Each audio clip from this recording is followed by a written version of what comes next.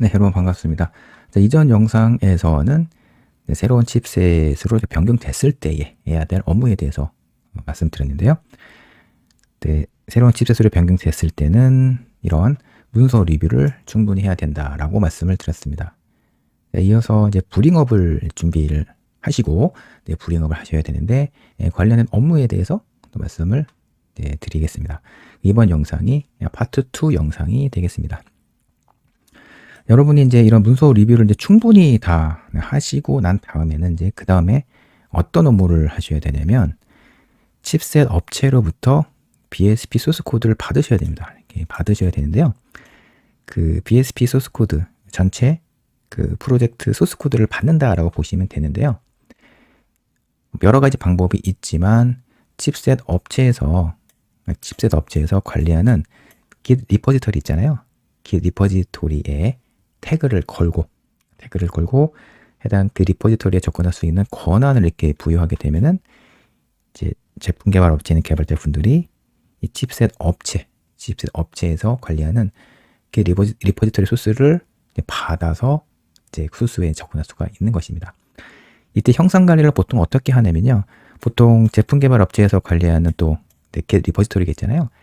이 리포지토리에다가 이 코드를 이렇게 받아서 그 위에다가 제품 개발 업체에서 빌드할 수 있는 빌드 스크립트 혹은 또 여러 가지 제품 개발 관점에서 필요한 여러 가지 유틸리티를 추가한 다음에 요 길 리포지토리에서 보통 개발을 하게 됩니다. 그러니까 칩셋 업체에서 릴리즈한 길 리포지토리는 이제 참고만 하는 거고요. 그리고 제품 개발 업체에서 관리하는 길 리포지토리에 제품 개발을 하게 되는 것입니다. 자, 이를 위해서 처음에 해야 될 업무가 이제 소스 브링업인데요. 소스 브링업이 무엇이냐면 새로운 칩이 나오면 새로운 칩셋에 해당이 되는 BSP 코드를 받으신 다음에 소스 코드를 일단은 컴파일을 하실 필요가 있습니다. 소스 코드 컴파일을 하게 되면 뭐 너무 당연히 뭐 빌드가 잘 됐겠지 생각하실 수가 있는데 생각보다 빌드가 잘 안 될 수가 있습니다. 왜 그러냐면 빌드 환경이 서로 다를 수가 있기 때문입니다. 그러니까 지금 칩셋 업체에서 BSP를 빌드할 때에 그 빌드 서버의 환경이라든가 패키지가 요 제품 개발 업체의 개발자가 사용하고 있는 그 빌드 서버와 다를 수가 있기 때문입니다. 그리고 여러 가지 그 빌드를 하기 위해서 설치해야 될 유틸리티가 있거든요. 유틸리티를 제대로 설치하지 않으면 에러가 발생할 수가 있고요. 그리고 뭐 컴파일러도 적절한 버전으로 업그레이드를 하지 않거나 혹은 이 빌드를 할 때 뭐 파이썬 유틸리티 버전 있잖아요. 이런 버전이 다 맞아야 돼요. 이런 버전이 조금이라도 다르게 되면 물론 뭐 빌드 에러가 안 날 수도 있지만 이런 사소한 파이썬 버전이 달라질 경우에는 예상치 않은 빌드 에러라든가 링크 에러를 만날 수가 있습니다. 그래서 소스 브링업을 하는 단계에서는 일단은 이 레퍼런스 문서를 잘 보셔야 되겠죠. 요 빌드 가이드를 잘 보시고 빌드를 하신 다음에 그 다음에 어떤 이제 프로세스를 거치시냐면 이제 빌드가 끝나게 되면은 이미지가 나오실 거잖아요. 이미지를 이제 플래시 하게 됩니다. 보드에다가 다운로드를 하신 다음에 그 다음에 어떤 업무를 하시냐면 이제 브링업을 하시게 됩니다. 그러니까 브링업이라는 게 무엇이냐면 실질적으로 타겟 보드가 이렇게 있잖아요.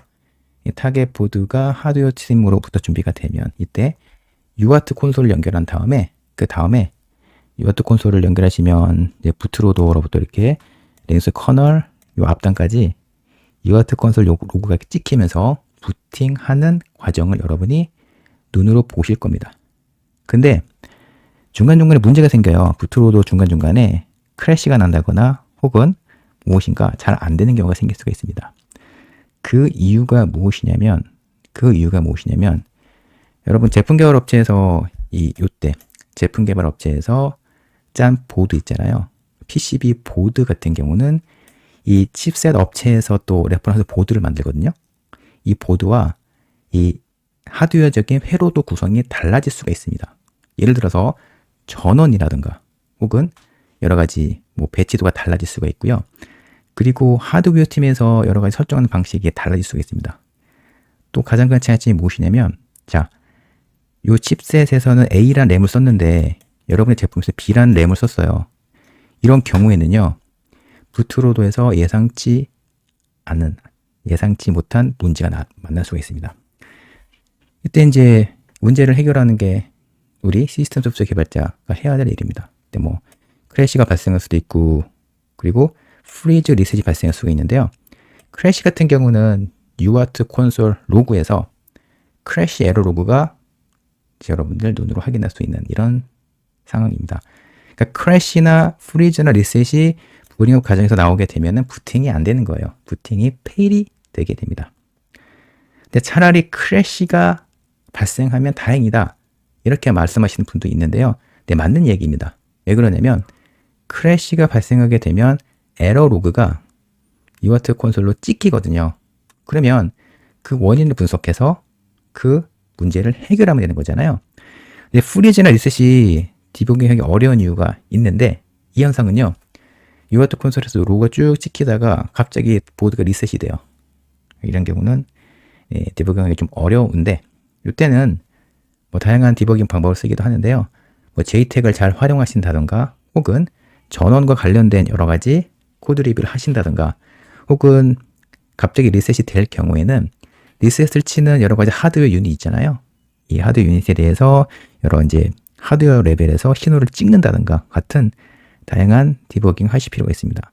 그래서 프리즈와 리셋이 문제가 나오게 되면은 고생을 좀 하시게 되고요.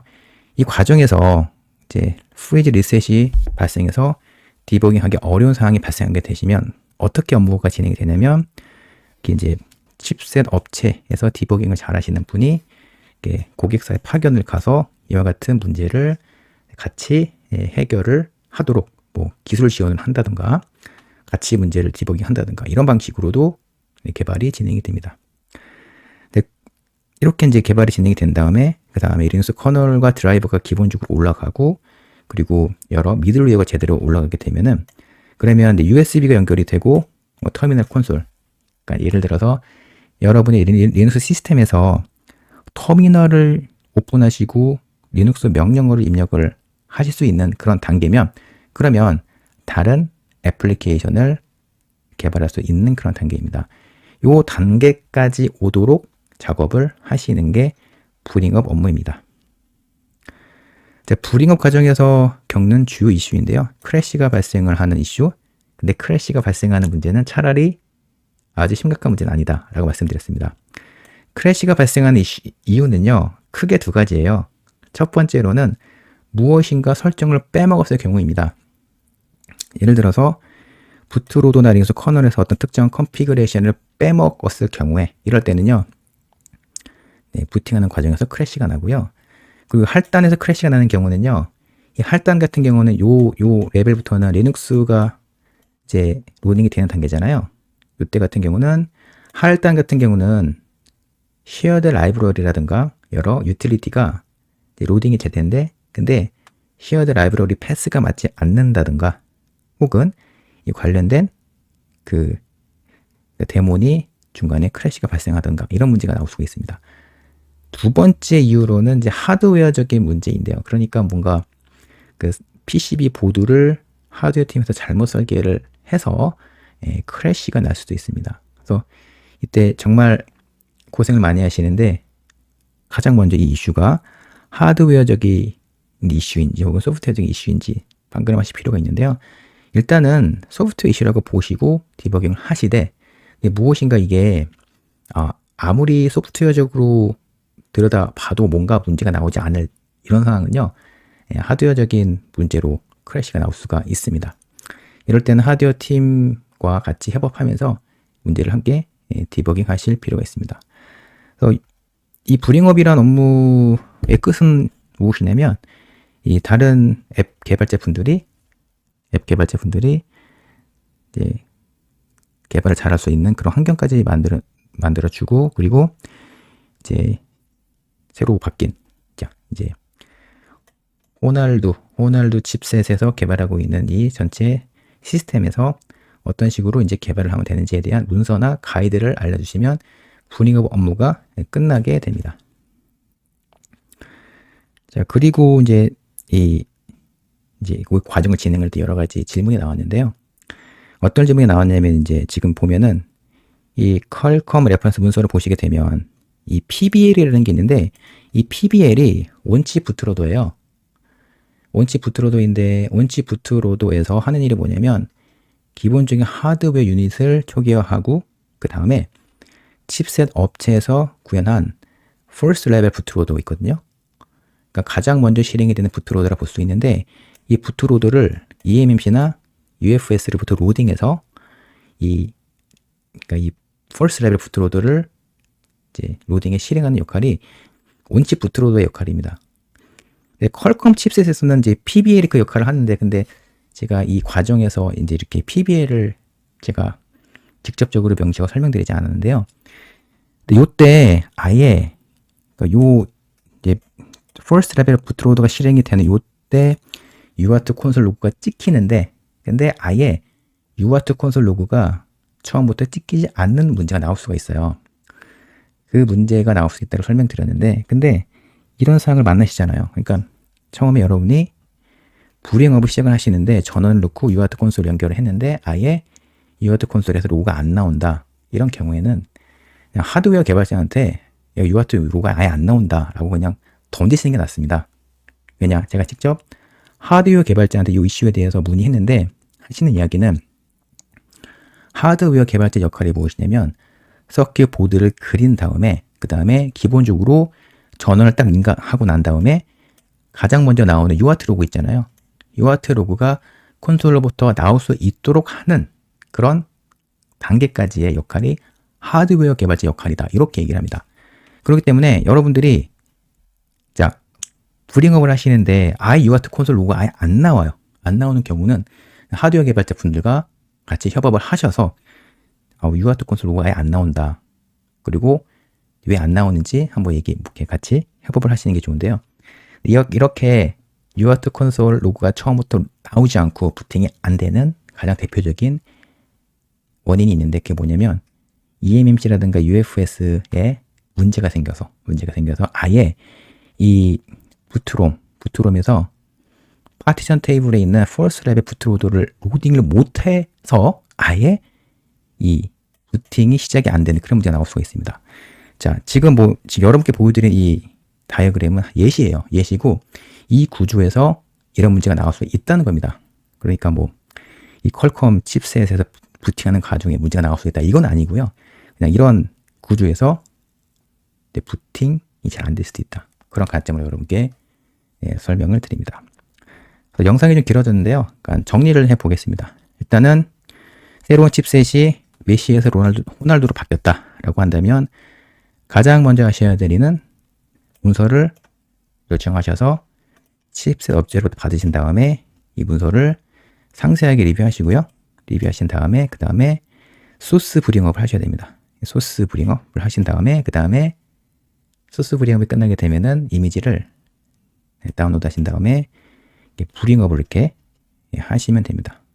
그리고 브링업을 하는 업무는 거의 대부분 크래시, 프리즈, 리셋 문제를 해결하는 이런 업무가 브링업 업무다라고 볼 수가 있습니다.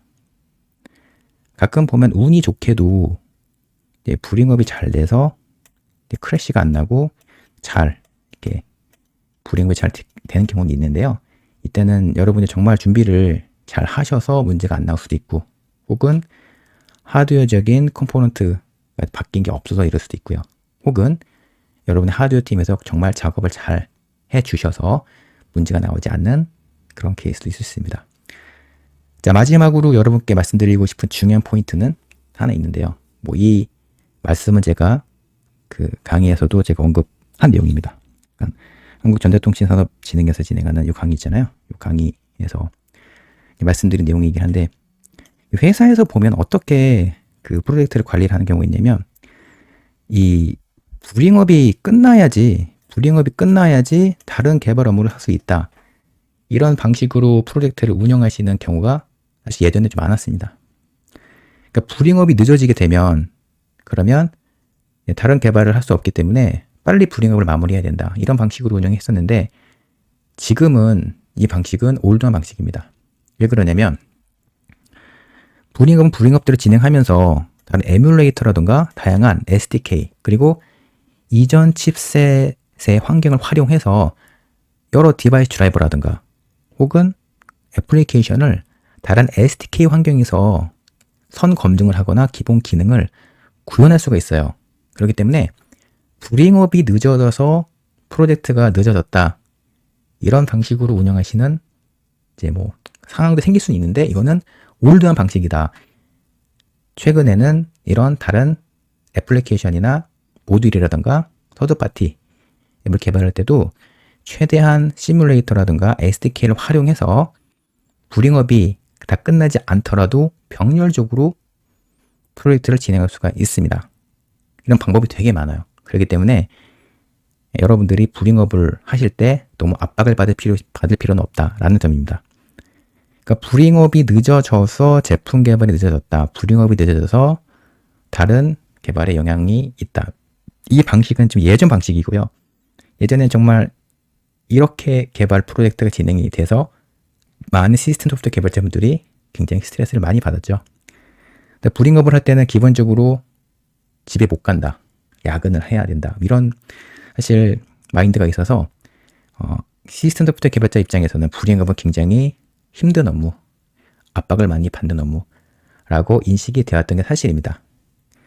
하지만 지금 트렌드가 바뀌어서 불잉업이 끝나야지만 다른 업무를 시작할 수 있다라고 하지는 않습니다, 요즘에. 그렇기 때문에 이 점도 여러분 한번 참고하셨으면 좋겠습니다. 여기까지 한국전자 통신산업진흥에서 했던 리스크5 프로세스 구조 및 리스크 포팅과 활용 요 과정에서 재직자분들이 했었던 질문 있잖아요. 질문 중에 요 내용에 대해서 여러분께 설명을 드렸고요.